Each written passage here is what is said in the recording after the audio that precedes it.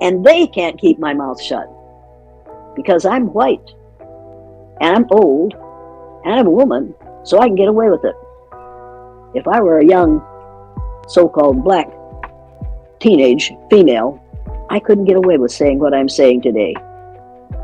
You know that, and I know that. Jesus was an Ethiopian Jew. It says in the Constitution that black people are 3/4 of the person, isn't it? Yeah. In our Constitution? Yeah, right. Black people, which do not exist. The Drazzy Show. So it's been quite a roller coaster to get you on the show. But I'm so glad you're here with me now. I'm so happy because I am a massive fan of your teachings. I'm a massive fan of your knowledge. I'm a massive fan of your personality as well. I love the way you express your education.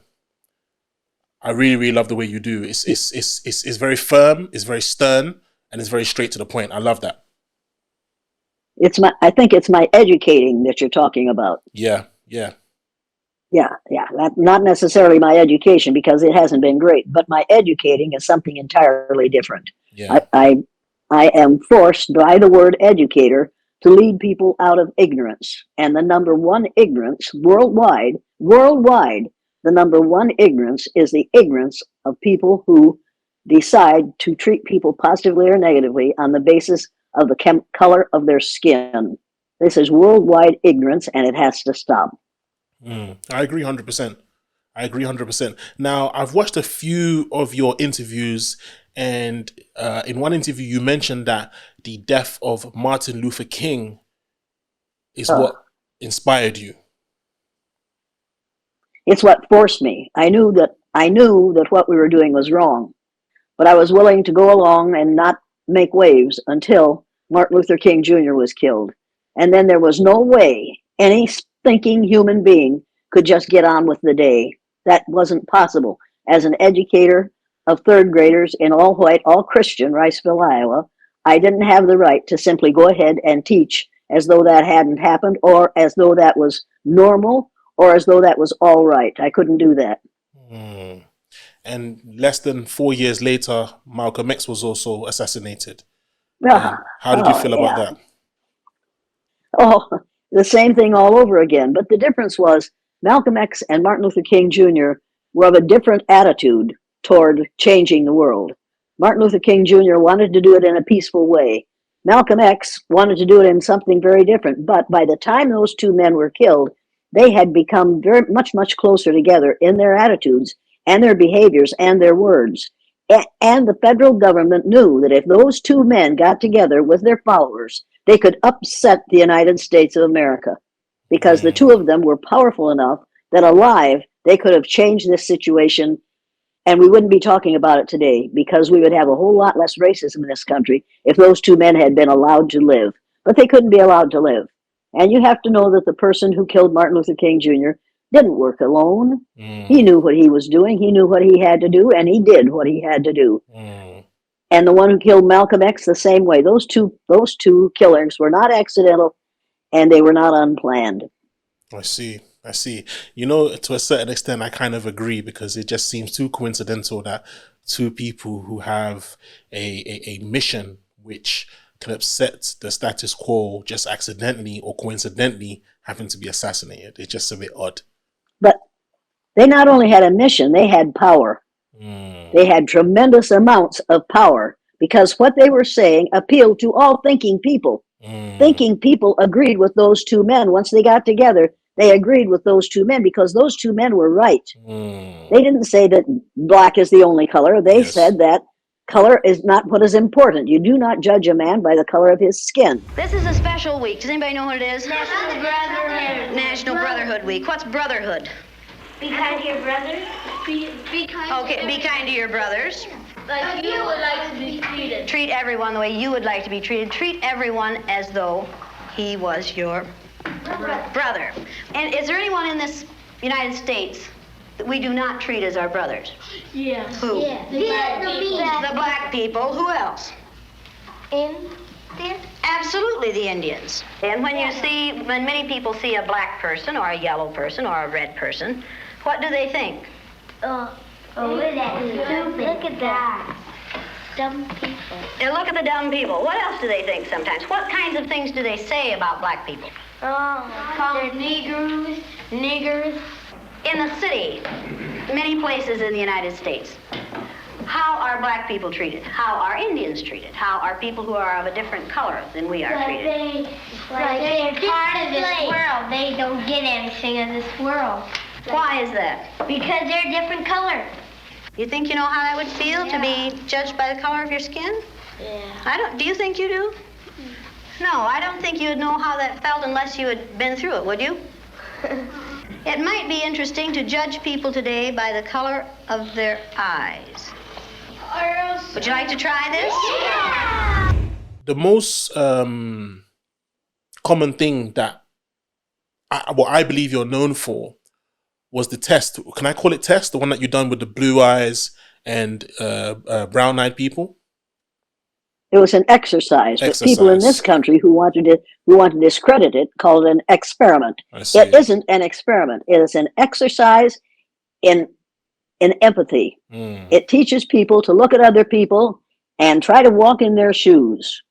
And I allowed my students to do that the day after Martin Luther King Jr. was killed. I arranged for my students, my all-white students, to walk in the shoes of a child of color for a day in my classroom. It was absolutely terrifying. How did you come up with that concept?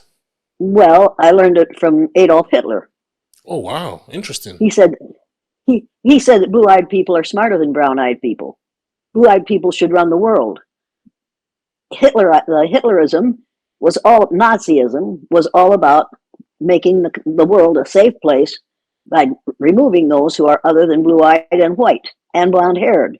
I was born in 1933, the year that Adolf Hitler and Franklin Roosevelt came to power in their respective countries. So for the first 12 years of my life, from 1933 till 1945, I heard my father ranting about what he was hearing on the radio about what Hitler was doing.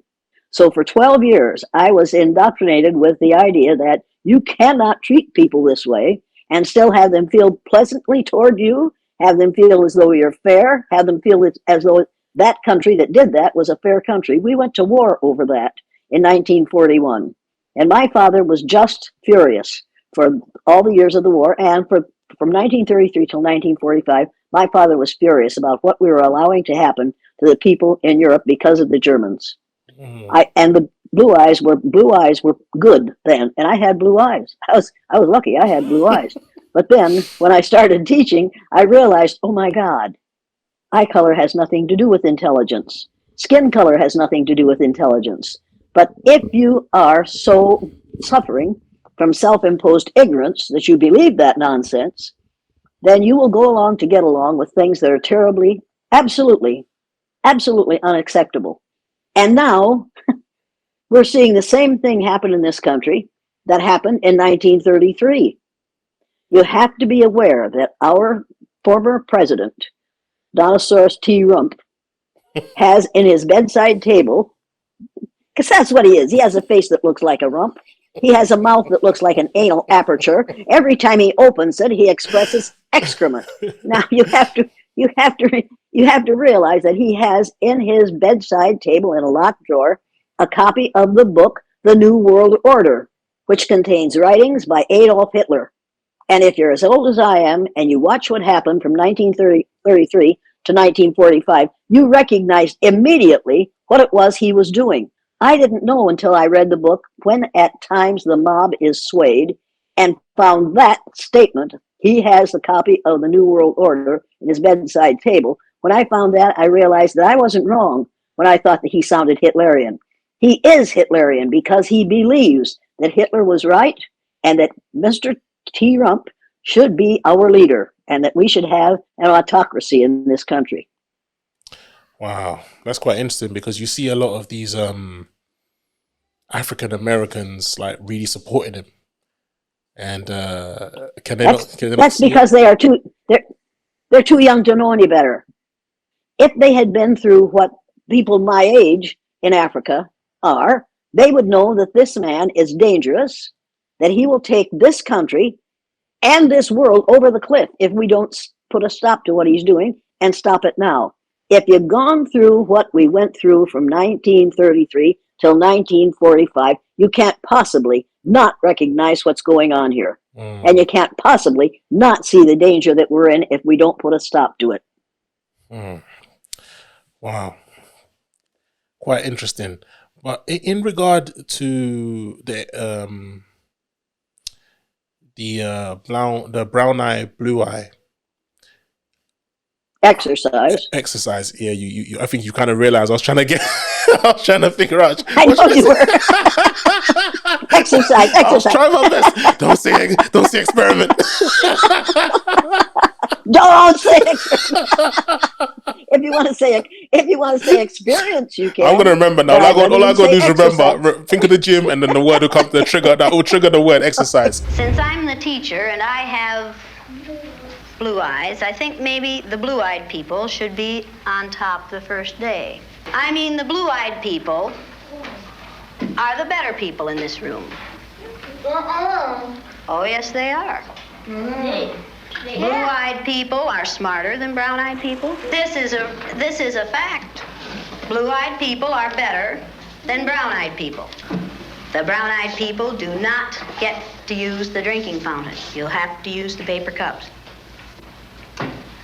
You brown-eyed people are not to play with the blue-eyed people on the playground because you are not as good as blue-eyed people. Who goes first to lunch? The blue-eyed people. No brown-eyed people go back for seconds. Blue-eyed people may go back for seconds. Brown-eyed people do not. Brown-eyed. Don't you know? They're not smart. Is that the only reason? Too much. Might take too much. Okay, quiet. My father used to say, you can't judge a man until he walked in his shoes. And the Sioux Indians had a prayer that said, "Oh, Great Spirit, keep me from ever judging a man until I've walked a mile in his moccasins." And my father would say to us when we criticize someone, better not criticize him until you've been where he is. Do you have any idea what it is to live the way he does? You better not criticize him until you've had that experience. And when Martin Luther King Jr. was killed, I watched Walter Cronkite. You remember who Walter Cronkite was? No, I've never heard probably of him. Don't. No, sorry. He was one of our major news people. And he said after the killing of Martin Luther King Jr. to 3 members of the so-called black community, he said to them, when our leader was killed, his widow held us together. Who's going to keep your people in line? Now, he was talking about the killing of JFK. These men shouldn't have had to be, remember what happened with JFK. Yes, of course. And they shouldn't have been called your people. Who's going to keep your people in line? I was furious. So I changed the channel. And there was Dan Rather saying to 2 members of the black community, don't you black people think you should feel sympathy for us white people because we can't feel the anger at this killing that you black people can? And that did it. That did it. I turned off the television. I rolled up the teepee that I was ironing that my students had made the previous year and that we were going to put in the classroom the next day because we were studying the Indian unit. I threw it into the closet. I went to get my husband's supper because he worked nights at that time. He came home at midnight. He walked in the door. He put his arms around me. He said, "They killed him, didn't they?" I said, "Yes." He said, "What are you going to do, Jane?" I said, "I'm going to teach my students the Sioux Indian prayer tomorrow, and I'm going to arrange to have them walk in the shoes of a child of color in my classroom for a day." He said, "Jane, you can't do that. You'll lose your job." I said, "Darrell, if I lose my job for doing the right thing, I don't want to teach her anymore." He said, "Jane, we've got 4 kids that need to be fed and clothed. You better not do this." I said, "Darrell, I'm going to do this exercise." He was just frantic that I would even think of such a thing because he knew something about the people in Riceville that I didn't know because I had never been around men in a small group in Riceville that would say the ugly things that they did about black people that they said on the way to and from the 25-mile ride that they had to go from Riceville to Charles City where he was working. I had never heard any of those remarks because people didn't talk about that in that way around me because they knew I wouldn't tolerate it. I would not tolerate it. But he had heard it and he knew what would probably happen. So he knew more than I did. I should have listened to him. But if I had, you and I wouldn't be talking today. And that horror that happened would have been seen as the right thing for white people to do. If some person of color isn't smart enough to keep their mouth shut, then we'll have to take him out.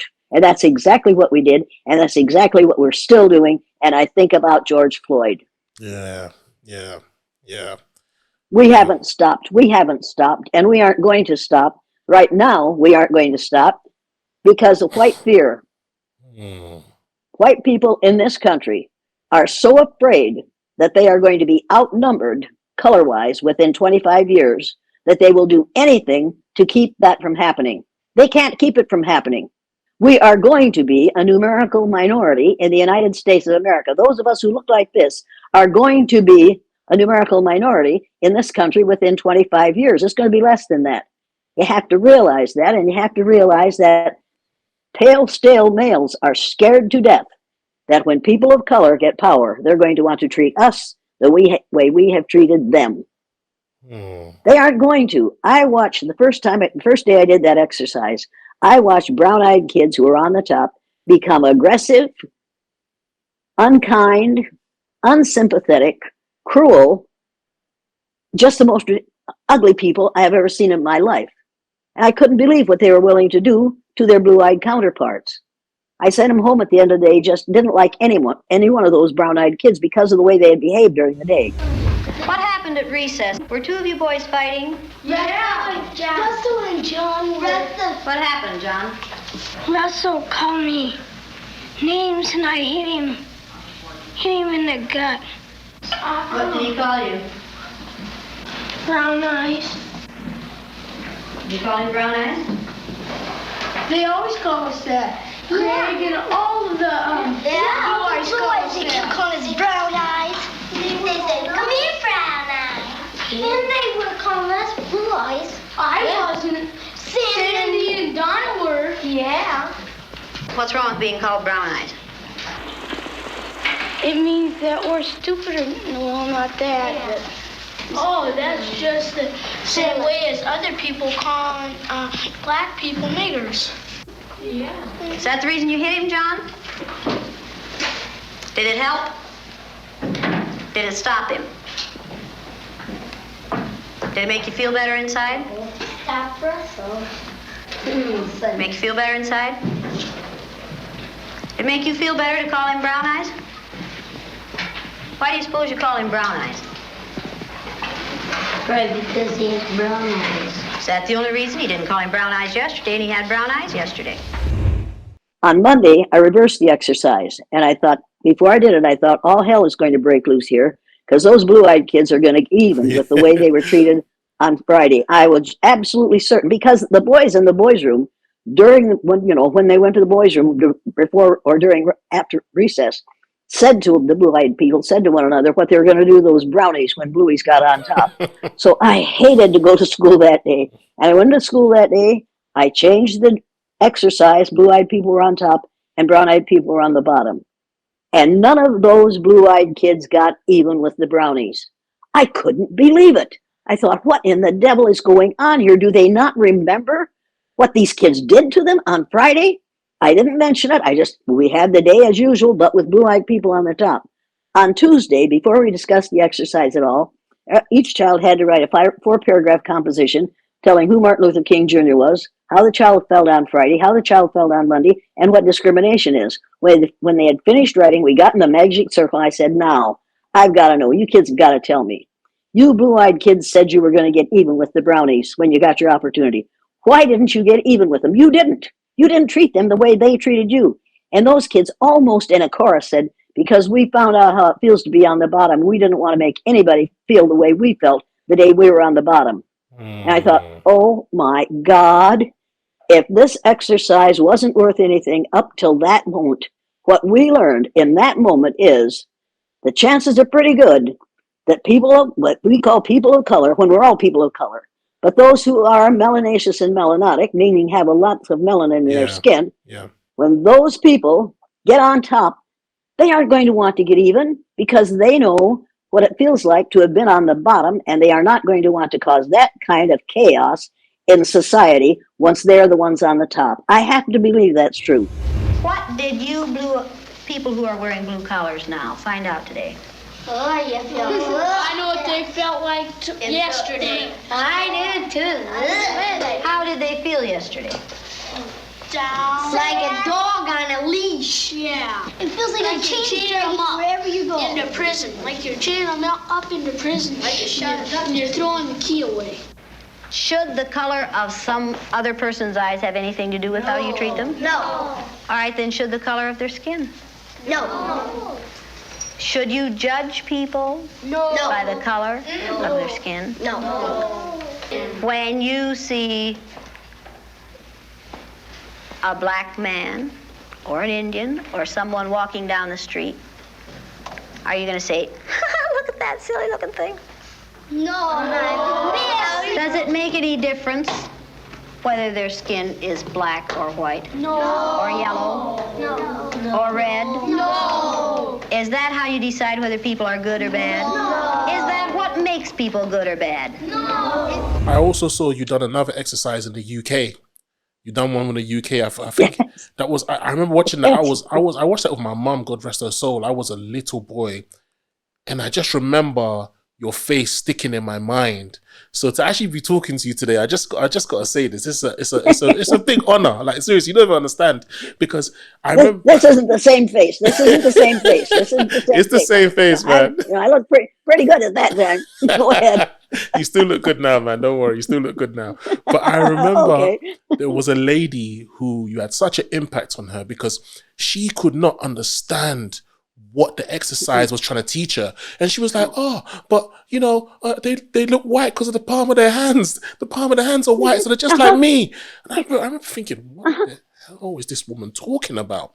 She's not getting it. Do you get that a lot? No, do you get people who just cannot understand that it's real, racism is real? Absolutely. Absolutely. Several years ago, I did a program for a university in Texas. And I was speaking to a group of probably 500 students and teachers, probably more than that, but at least that. And in the middle of my remarks, a woman stood up and said, and she probably was 45 years old, Mrs. Elliott, I just look for the person's heart. And she was pale. And I said, Madam, if you can see my heart from where you're standing, you need to go down to the local television company and a local hospital and volunteer to be their x-ray machine because you can save them a bunch of money. She said, you don't understand what I'm saying. I said, I understand exactly what you're saying. What you're saying is you have to deny the largest organ inch by inch on a person's body, which is their skin, in order for you to appreciate them or to communicate with them. She said, I don't have to talk this. I said, no, you don't have to take this. You're free to leave. And she did right now. And those kids looked at me like, and I could see him saying, that woman's a bitch. And I said, folks, I know what you're saying. You think I'm a bitch. I am. Make no mistake about this. For me, bitch is an acronym for being in total control, honey. And the girls gasped. Yeah. And the girls all gasped, and then they went, yes! I said, yeah. And the next time some male calls you the B word, you need to say to him, you're out of control, aren't you, darling? But I can take care of that for you. And then you teach him that it's all right for a woman to be in control. And that's where I am. Those kids were just, those women were just absolutely delighted. Nobody had ever said to them, it's all right to be what you are. It's all right to be in control. And you do not have to be controlled by somebody who has a different set of sexual organs. It's all right to be in control. And you need to remember that the first man on earth was probably a woman. Because if it wasn't a woman, where did that man come from? Well, they say the first human being was Lucy. Well, that's the name they've given her, Lucy, from Ethiopia. Yeah, and Jesus was an Ethiopian Jew.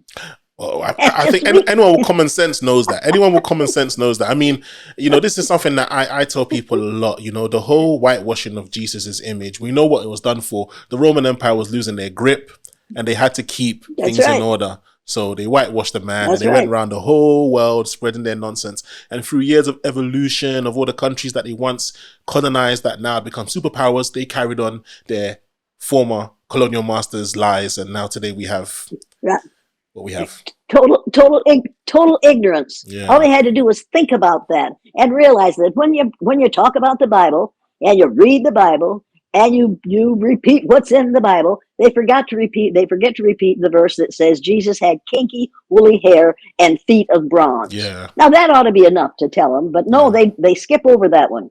to something that they can defend, which will defend their ignorance about human beings.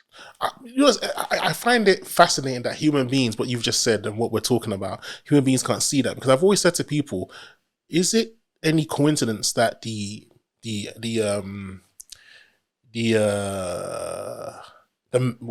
Mecca of Christianity is in Rome, i.e. the Vatican? Like, these are people that killed him. They killed Jesus. And now they're saying, right, come and find out about the man we killed here, because we love him so much. Like I've always said, if you can't but you have to realize that one of the main differences between people who are melanemic, which means they don't have much melanin in their bodies, their skin, and melanaceous and melanotic people is when melanemic people come into a new environment, they immediately adjust the environment to fit their needs. When melanaceous and melanotic people come into a new environment, they immediately adjust their needs to fit the environment.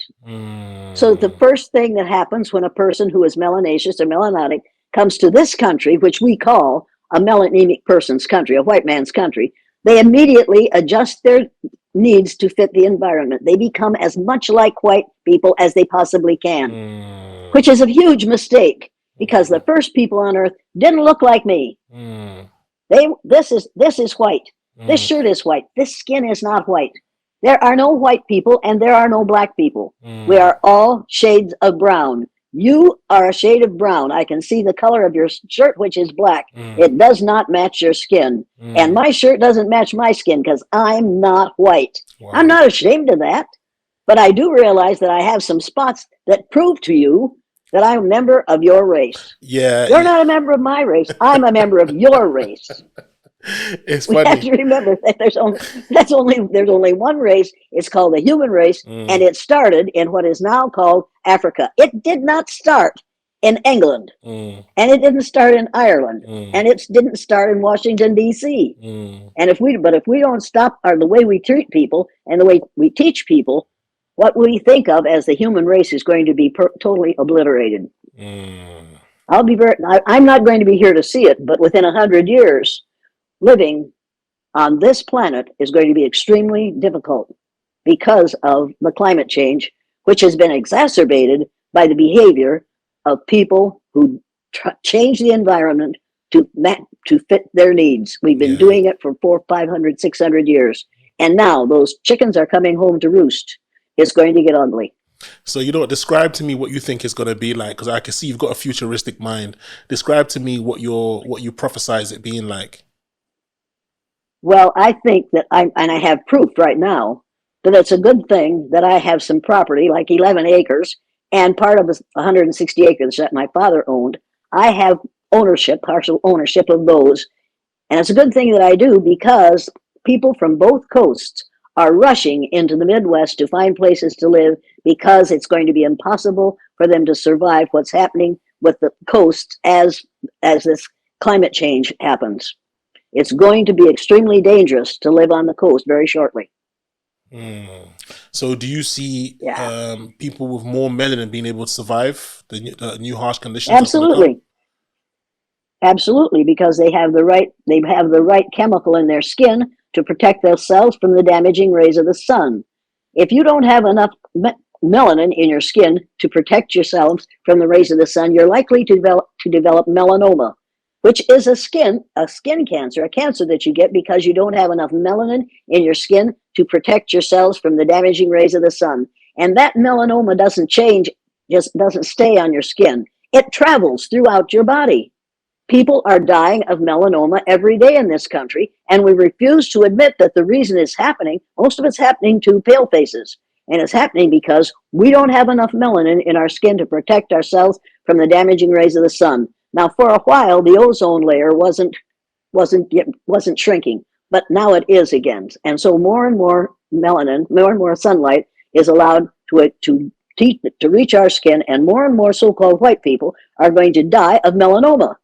We've got to put a stop to this. But here's what's going to happen. I'm not going to be there to see it, but you are.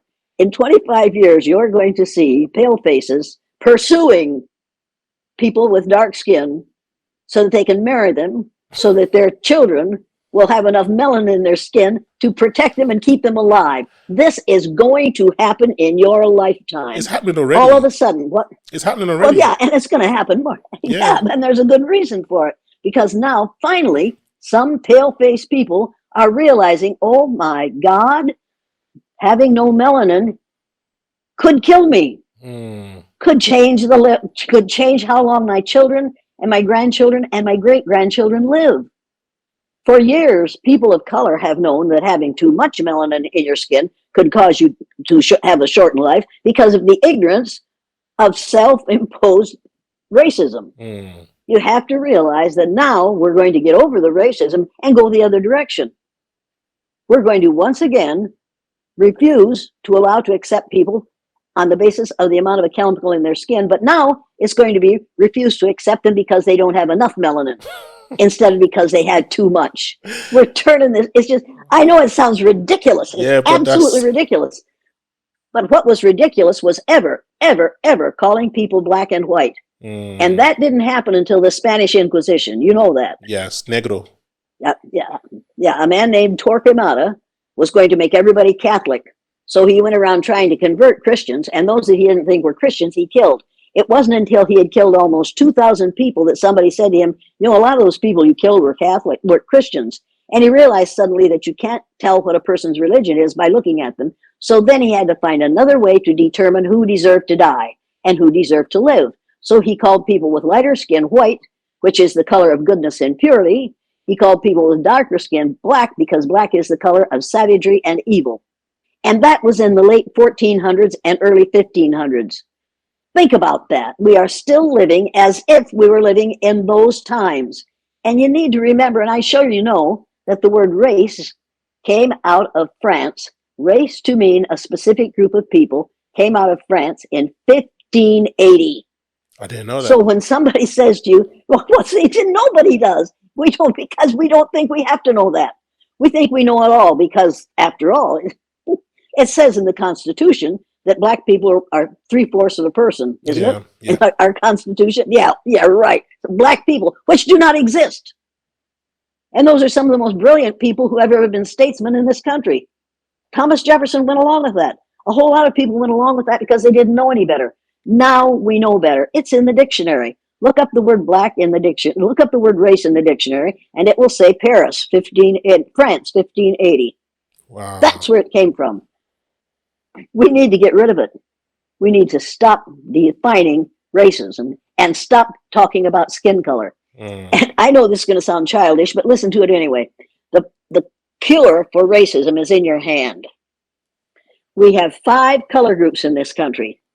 Consider each of your fingers, of which there are 5, a color group. The white finger is the smallest one. The thumb is the smallest one, so that's the white finger. The first finger is black because it's the one that, whose people have been pointing out racism for us for many, many years. The third finger is the tallest, and it represents the brown race because it's the largest color group on the face of the earth. We're all members of this race. The fourth finger represents the yellow race, which doesn't exist at all, and they weren't called yellow until people from Europe decided they were yellow because that's what we call them. Same is true for the fifth finger, which is the red race.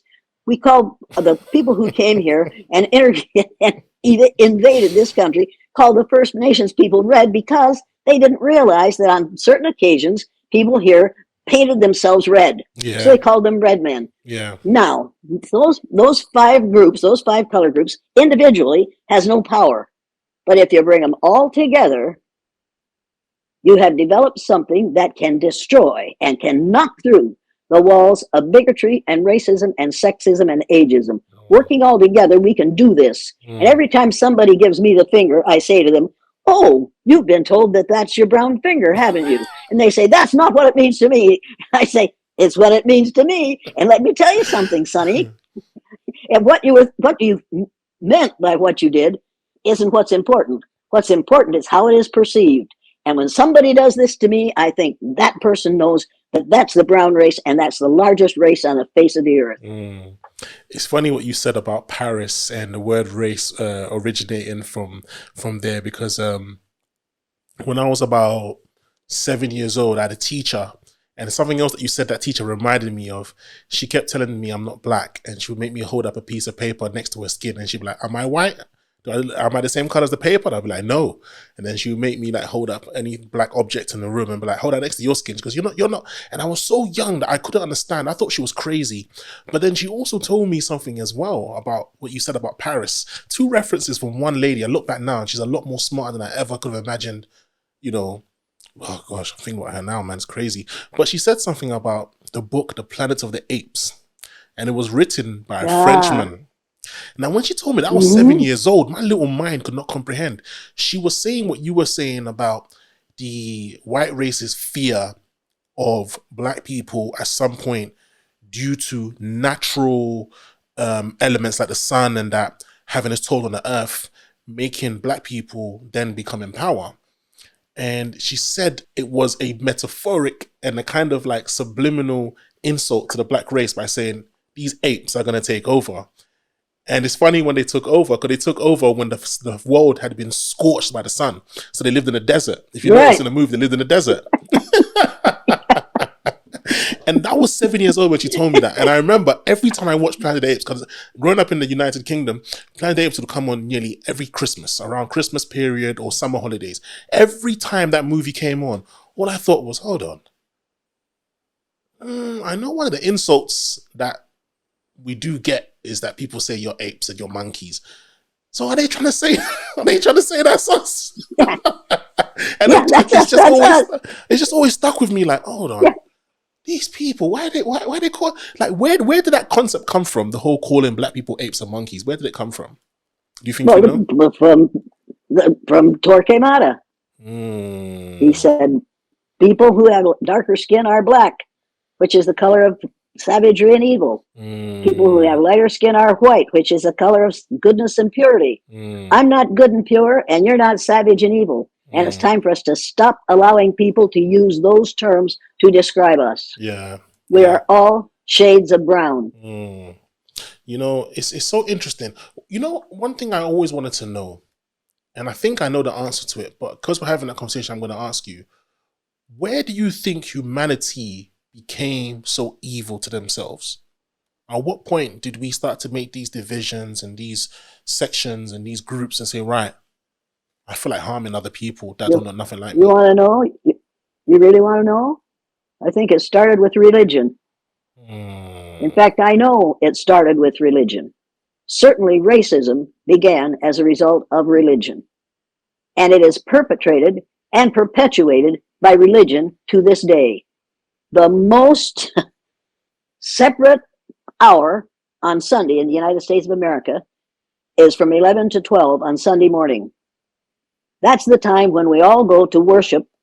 Those of us who believe in Christianity go and sit and watch a minister with a picture of Jesus behind him that looks nothing like what Jesus is described as being in the Bible.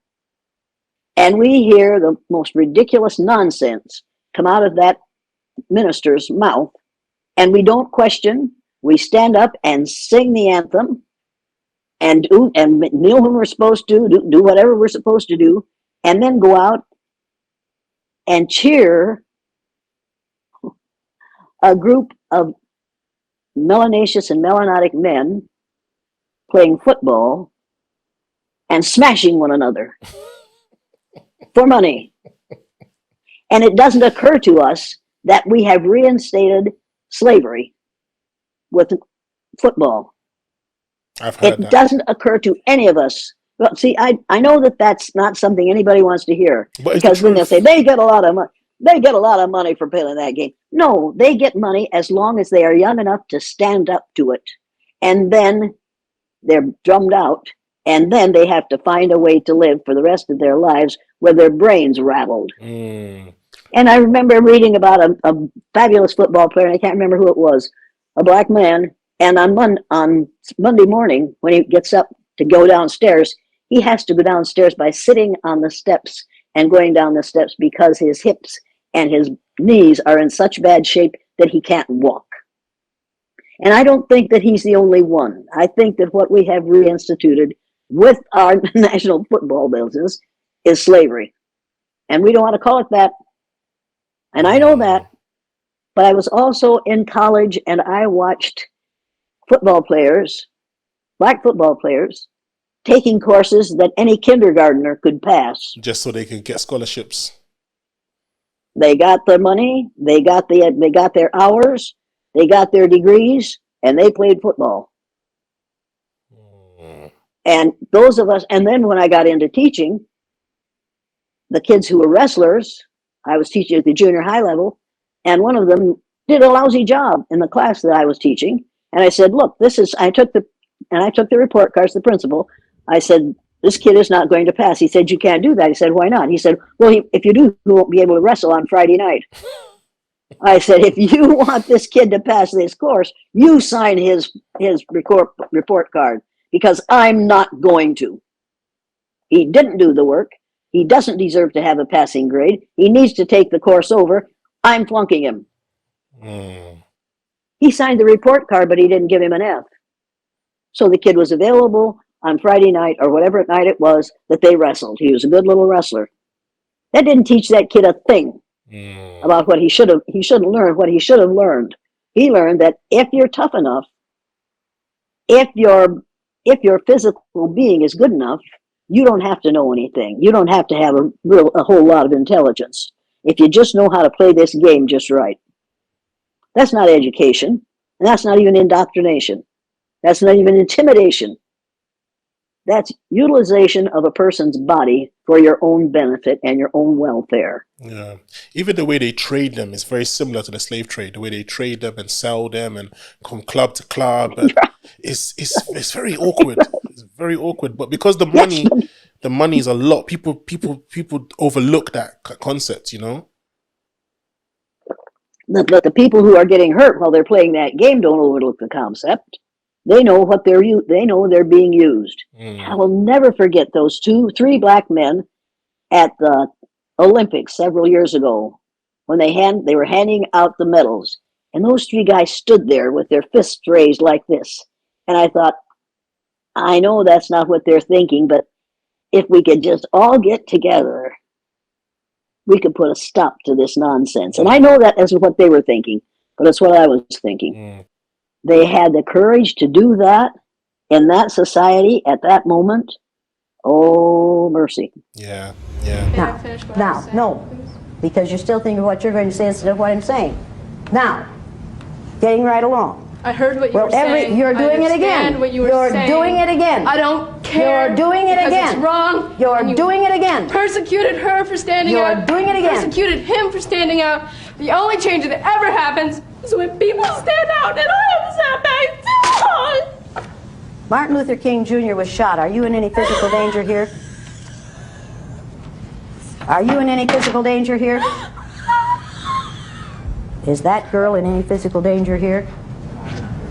Emmett Till was hanged by his neck after he was beaten almost to death, simply because he made a statement to a white woman.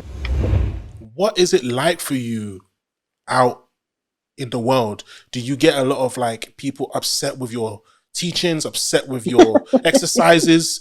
Do people insult you? Do people try to get physical with you? Because what you're saying for a lot of ignorant people is too much. Absolutely. For people who consider themselves knowledgeable and knowing it all, I am really a challenge. Yeah, I've been threatened with death lots of times. That's the way it goes. When I walk into an airport, immediately people turn and look at me, and they start to whisper. Some man will come up to me while I'm sitting there reading a book, waiting for a plane. Some man will come up and stand over me and say, "You're that woman that did that blue-eyed, brown-eyed thing." I say, "Yeah, what do you want to know?" "I want you to know." I said, wait a minute. There's something I have to do. And I go to the ladies' room. He's not a lady. He won't come to the ladies' room. I don't have to worry about that. Well, in this day and age, he probably will. I doubt that very much. He doesn't really want to get into a war of words with me, because he's going to lose. And he knows he is, because he doesn't know what I know. Men do not know what women know, because you've never had to. True. Most of you have never had. I know men who are melanaceous and melanotic have put up with a lot. But women who are melanaceous and melanotic have put up with twice as much. Definitely, because they're women. Just being a woman alone. Right, they've taken Yeah. they've taken sexism, they've taken ageism, they've taken racism, and they have to either go along to get along or be seen as the B word. And because I'm white, I can do what I do and get away with it. If I had been a melanaceous or a melanotic woman the day after Martin Luther King Jr. was killed and did that exercise in my classroom, I would surely have lost my job and I might have lost my life. Yes, 100%. I know where my power comes from, and it comes from the ignorant people who think that the lighter you are, the brighter you are. So I let them have their way, and then I try to teach them how wrong they are. Skin color is not an indicator of intelligence, and we've got to get over the idea that it is. Okay, so my last and final question for you is, what do you want your legacy to be? How do you want to be remembered? What do you want everything that you've done to result to? Oh, I don't think much about my legacy,